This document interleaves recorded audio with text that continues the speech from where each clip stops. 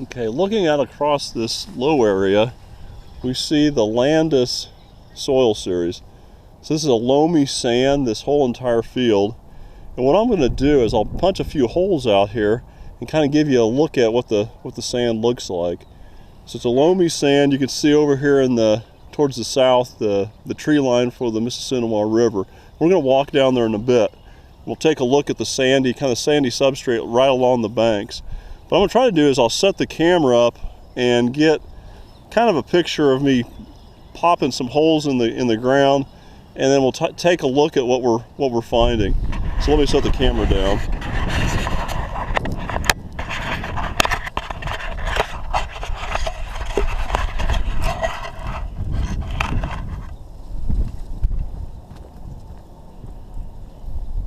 So coring here, and this material is really friable. So you can see this, it doesn't hold together. Very little clay in this, so it's mostly a loamy sand.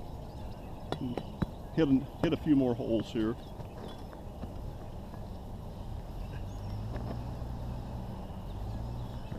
As we pull this up, sample, pretty good sample here. You can see there's very little clay in it. So it's mostly a loamy sand. And it has a pretty dark value. So if we take our Munsell soil color chart, a Munsell book here, get to the 10YR page,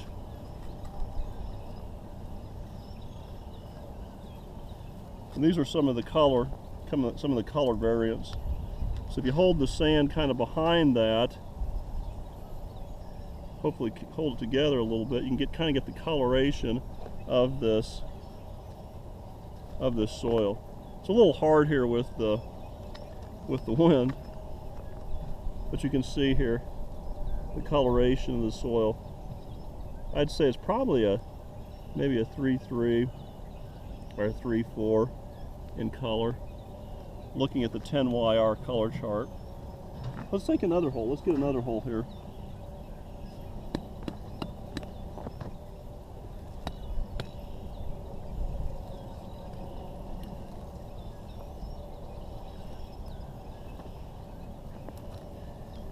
And it's pretty consistent from top to bottom.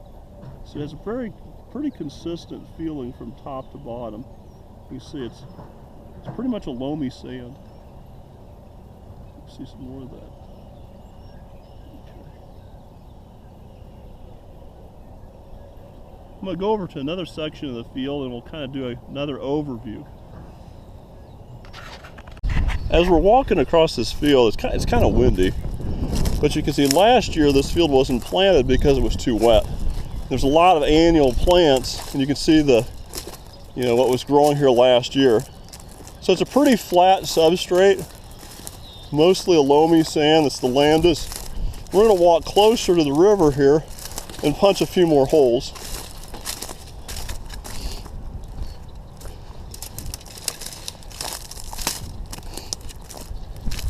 And you can see right here, there's actually a location where the floodwater actually cut kind of across this field.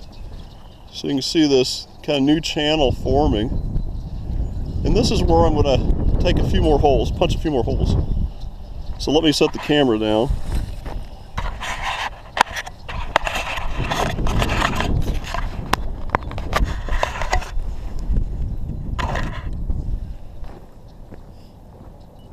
Hopefully you can see kind of what I'm doing here. But it's still very friable. This material is still very friable. Very easy to push down through. Very little clay. And you can see the silicate particles in the actual core itself. It kind of sparkles just a tad bit. So we're dealing once again with that very loamy sand. You can kind of see that. Get another hole going here.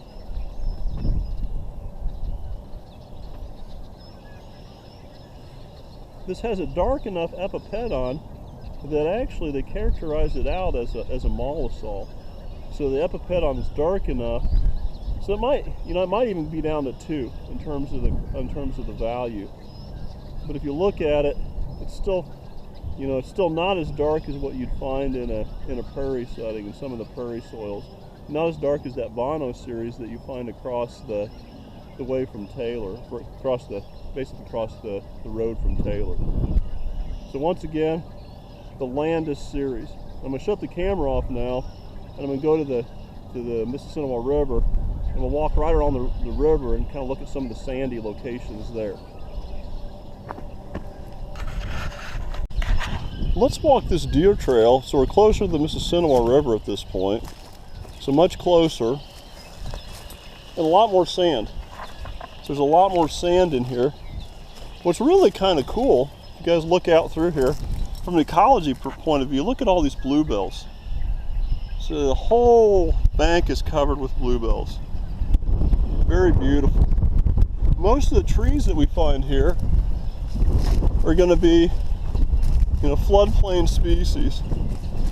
So we've got right in front of us a lot of very, very large hackberries. So hackberry trees that you never see them that's big. Some of the bigger hackberry trees in the county, basically. So you guys can take a look at those. But we're going to find some soils up here to do a little coring. It's really sandy here. So there's a lot of sandy material right here. This stuff is washed in from everywhere. I'm walking through kind of a deer trail here. So let's put the camera down. Find a good spot to do so.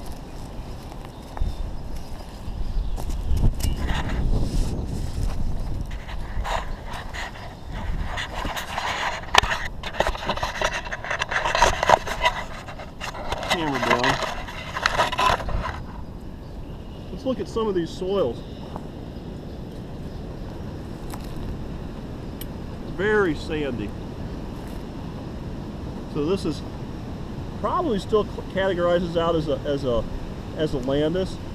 You can see it's very friable. Feels very friable. Fair amount of organic matter in it. So there's a fair amount of organic matter. Once again, it's probably a loamy sand because you can't make any kind of a ribbon with it. It falls right apart. A little bit of ribbon, not much. Most of it falls quickly apart. You can see that. Let's poke another hole here.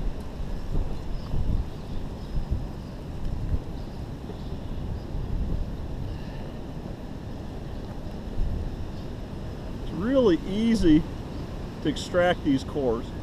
Wait until we get to the areas with a lot of clay. It's going to be very, very difficult. But you can see very friable material once again. So the loamy sands that you find around the river, around the MIssissinewa River, quite a bit of them. And this is the Landis series. We're going to walk up a little bit, get off this kind of the floodplain, and walk into a Sloan series. But I'm going to kind of take you on a trip from the edge of basically the edge of the river, all the way back up to that Sloan series.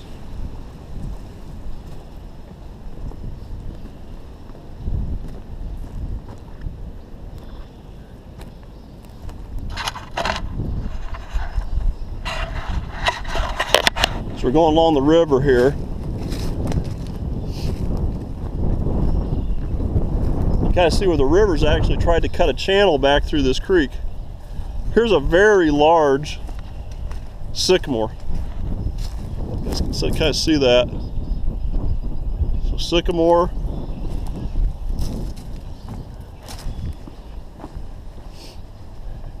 Kind of walk this channel.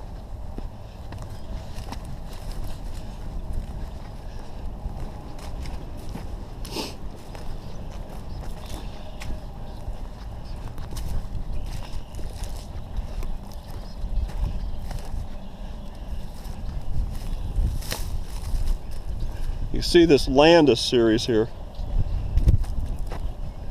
Very sandy.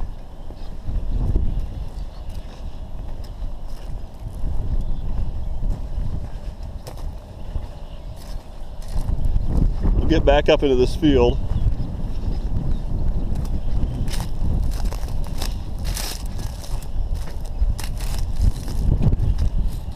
I'm going to turn the camera off now, and then once we get to the Sloan series, I'll start talking about it. Right here we're on what's called the Sloan series. So it has a little bit more silt than the sand that we saw by the river. So if you look down across this, if you look out towards the river, that's where we were at. We were on a Landis soil series. So it's coarsely, very coarsely textured. We've walked up a little bit of a gradient. It's very difficult to tell.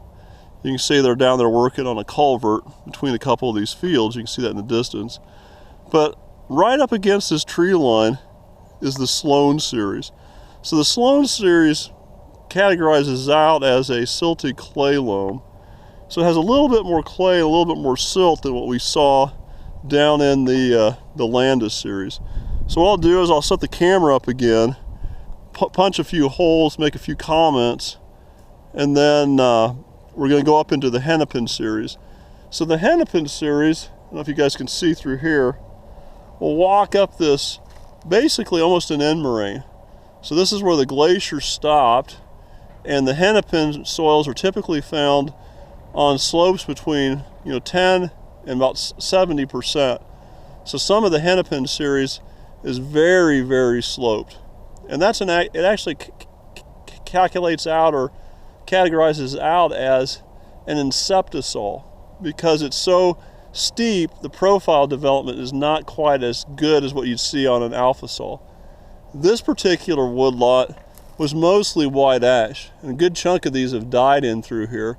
So you really don't want to be out here on a super windy day. It's windy today, but it's the wind is laid a little bit.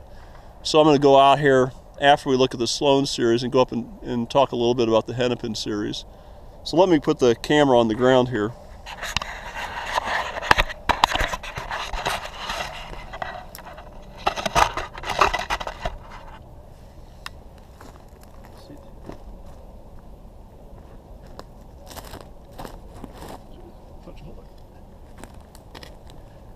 There's a little bit more rocks in this. You can see on the surface of the soil even more rocks right here. A little bit more clay. Holds together a little bit more. But there's still a lot of sand in it.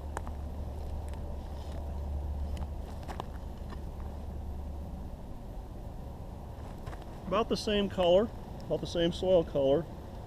A little bit siltier. Less sand. Feel less sand in it, it's less gritty. It's more like the consistency of flour, at least the first few inches. Let's punch one more hole and see where we're at.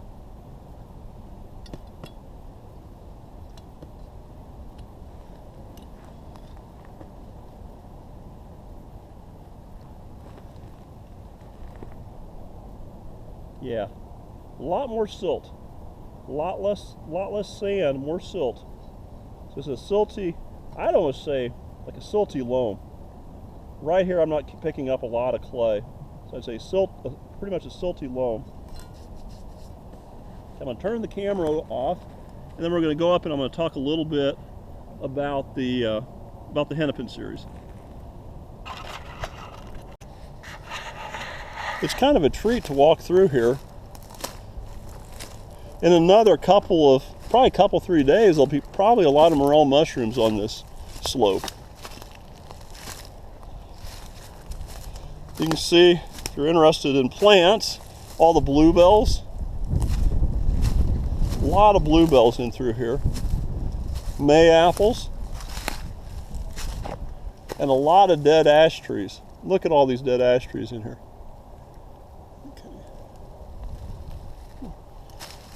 This is a pretty good slope as I'm walking up here.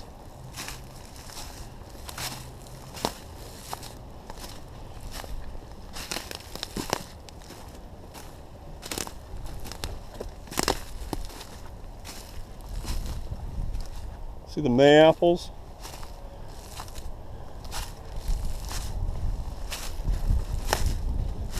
That's actually a bitternut hickory tree. So it survived, but the ash trees didn't.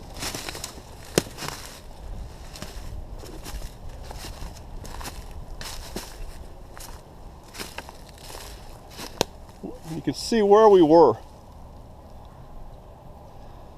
So from the river to this direction, at the river, it's pretty sandy. You hit that loamy sand most of the floodplain. And then that first kind of terrace up on the floodplain would be the Sloan series. And now we're on the Hennepin series. So the Hennepin series is really at the end of the moraine. So we're at kind of the end of the glacial moraine here. There's actually a better example of this behind the barn. And I might go back there and just kind of give you a heads up of what it looks like. But let's stop here. I'll poke a hole or two and try not to get hit by a falling limb. I guess they'll find my cell phone signal. Yeah, well, all in the name of science. So let's find a good spot here to take some cores.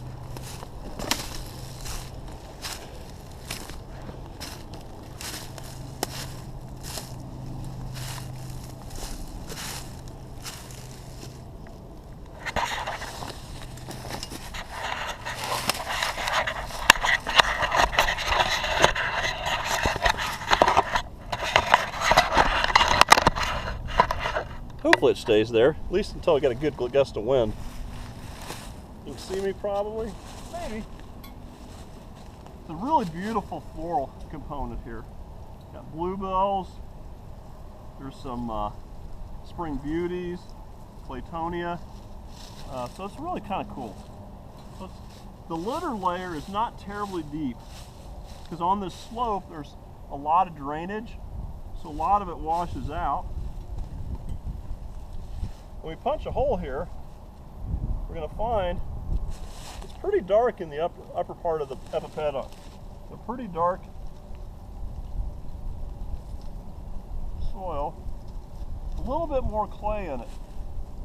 If you can see this, get a little closer to the camera, you can see how the clay sticks together a little bit. I'd say this is a silty clay loam by kind of the feel method. It's still fairly dark. There's some organic matter here. Let me punch another hole or two.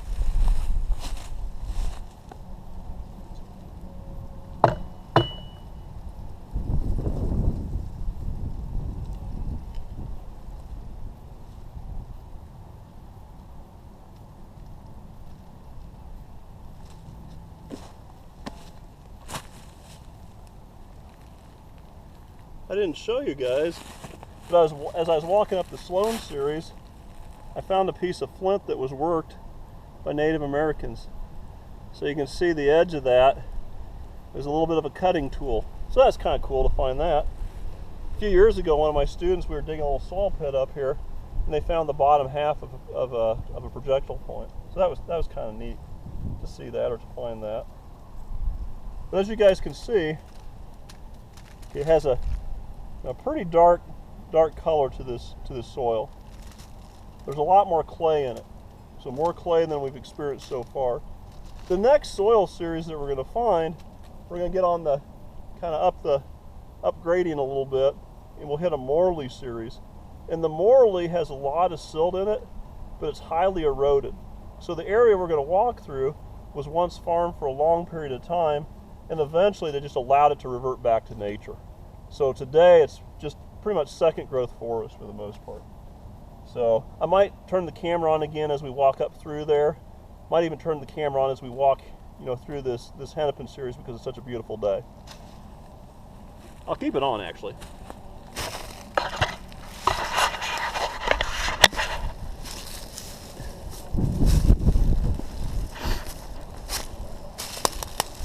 You can see the Hennepin series pretty clearly.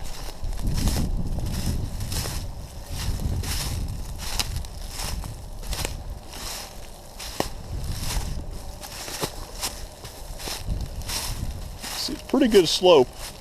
Indication, pretty good slope through here. There's a black cherry right in front of us. Another black cherry. Still going up slope. See, there's an old remnant of an old fence here. And now we're up on the kind of flat portion of the hennepin. So I'm going to turn the camera off here in a bit, and I'll turn it back on when we're in the Morley clay. We've made it up to the Morley soil series. So we traveled from the river, real loamy sand along the river, to the Landis series, loamy sand, to the Sloan series, a little bit more accumulation of silt in that, silt and clay, and then finally to the hennepin. Now we're on the Morley series. And you can see this is a fairly rolling topography. So there's a lot of silt, there's a silt cap that's been heavily eroded. And this was agricultural land for probably the better part of 100 years. And they took it out of production in the 1980s and planted it to CRP land, and they kept mowing it. And then about in the early 90s, they quit mowing it. So everything we see up here, all that we see, has really grown in since the 1990s. So a lot of hawthorn, a lot of honey locust, autumn olive, Russian olive, and in some cases bush honeysuckle. So there's a lot more silt here, it's a lot more rolling, and it's typically heavily eroded. You guys can take a look at this. We're walking kind of up a deer trail right here. I think I'll set the camera up in this deer trail. Gotta go back and get my stuff here. And we'll poke a hole or two.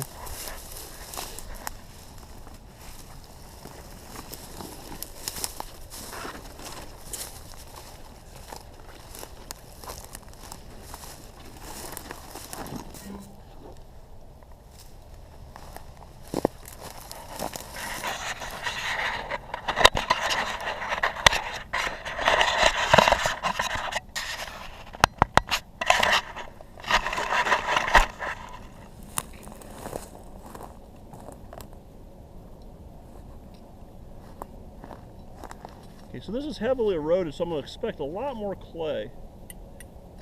Yeah, and almost immediately we're hitting clay and stones, a lot of stones.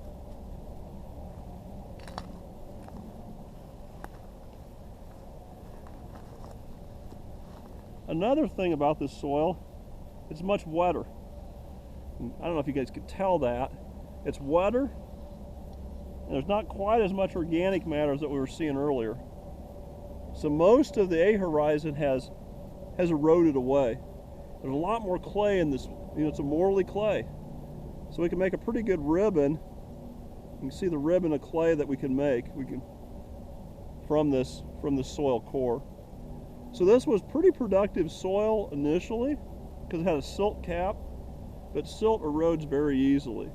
So the erosion of the silt led to this undulating landscape that we're seeing and the heavy erosion that we're seeing as well. I don't know if you guys can see this too well, but it's definitely much lighter in color, a lot more clay. The next soil series that we're going to hit coming off off this Morley series is the Glenwood. And I've talked a lot about the Glenwood this semester in class. And the Glenwood is typically found on the flat portions of the till plain and the flat portions of the end moraine. So we're right on the end moraine. The end moraine we walked up when we were on that hennepin series. So we go from the hennepin series, which we had a pretty good slope, to kind of a gradual slope on this Morley series, and then it flattens out in the Glenwood. So we'll get to the Glenwood. I'll kind of set up out there. We'll be in the middle of a farm field. We might find an artifact or two. I've already found a couple pieces of flint where we're walking across the Landis and the Sloan series a little bit later. So I showed you, I think, one of those already. So let me turn off the camera.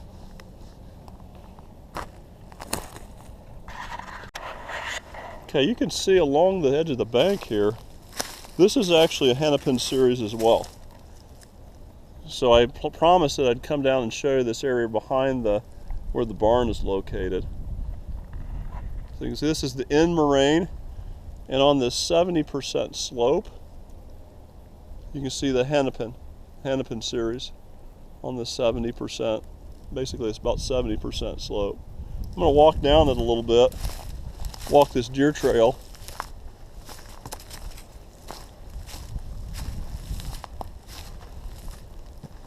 You can see the bluebells are starting to come up.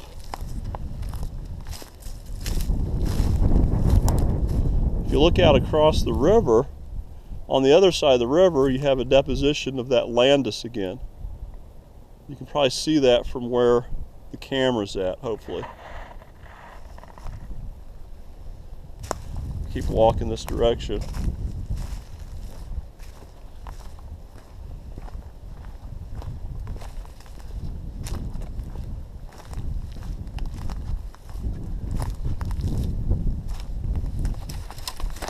Okay, if you think about your major soil orders here, this is an inceptisol. So it's a soil with very little profile development. And that makes sense because there's very little remaining organic matter. It just rolls down into the, basically down in the river.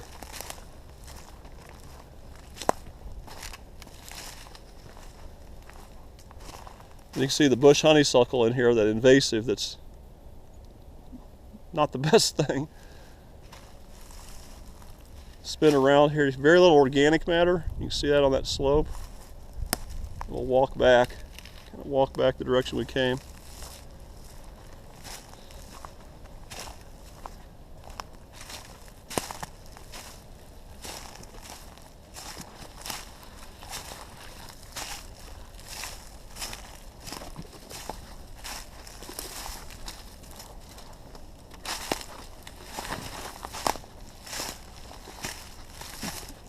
The next soil that we're going to see is going to be a Glenwood. And I'm going to turn the camera off. When we get there, I'll turn it on again.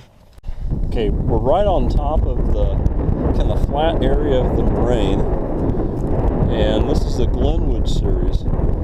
This series has a little bit of undulation, but not as much as we saw in the Morley series. In fact, the silt level on this is a little less. So there's less silt to begin with. And you can see, even though there's less silt to begin with, in places there's heavy erosion on this Glenwood. So we're walking on probably the bottom of the A, the top of the B horizon. You notice there's very little organic matter out across here. Here's a piece of flint.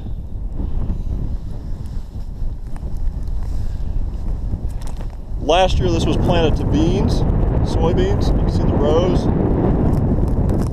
But this is very typical. This is a very typical soil series around upland as you get off of the face of the moraine. So you find this soil series on end moraines and then also the ground moraine, kind of the tilt on into the till plane. You can see how flat it is. I'm going to set up the camera, do a little bit of coring here, and we'll find it's mostly silt. So silty clay, probably silty clay loam.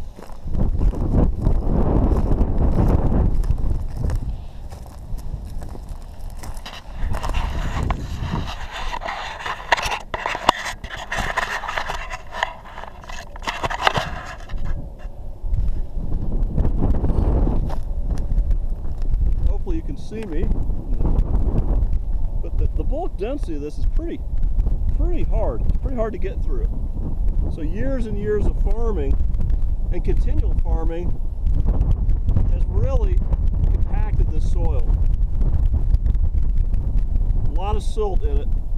There's probably a silty clay loam or a silty clay, and very little organic matter. So, you know, it doesn't have near the dark color that we saw in even in the Morley series. It's certainly not as dark as what we saw in the Landis or the Sloan, closer to the river, and a lot more organic matter in that soil. So it's very, very friable, very silty, and very easily erodible. Let's poke another hole.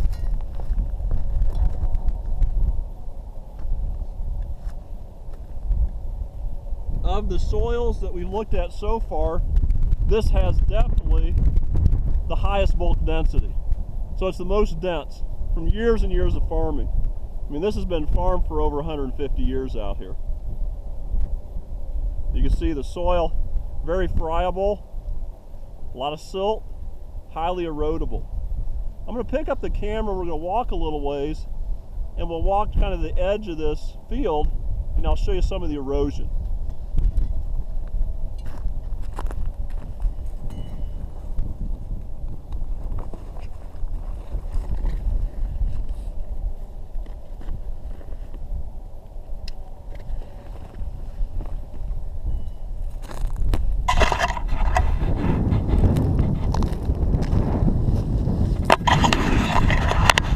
And I'm going to come out here another day. I'm going to kind of show you the heavy gully erosion and the sheet erosion that occurs across this landscape. It's awfully windy, so hopefully you can hear me.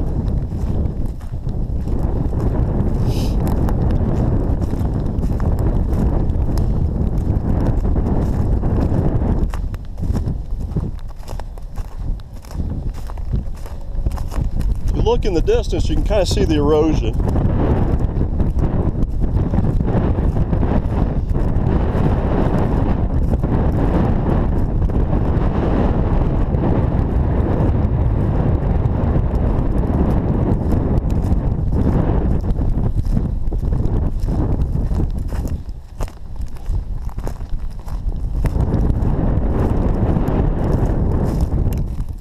It's a little bit of a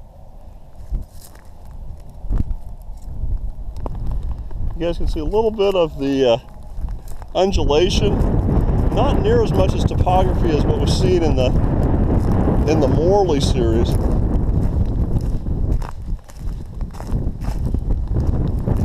A lot of exposed rocks.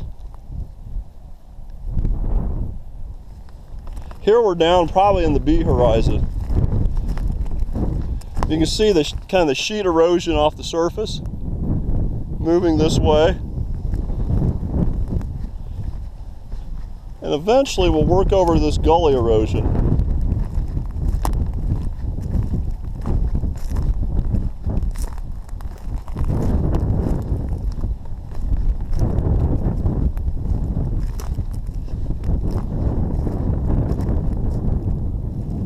You guys can see quite a bit of erosion down to those, those trees down about probably 60 meters in the distance. So I'm going to stop it here. And I'll probably show you a little bit more of the erosion on another video.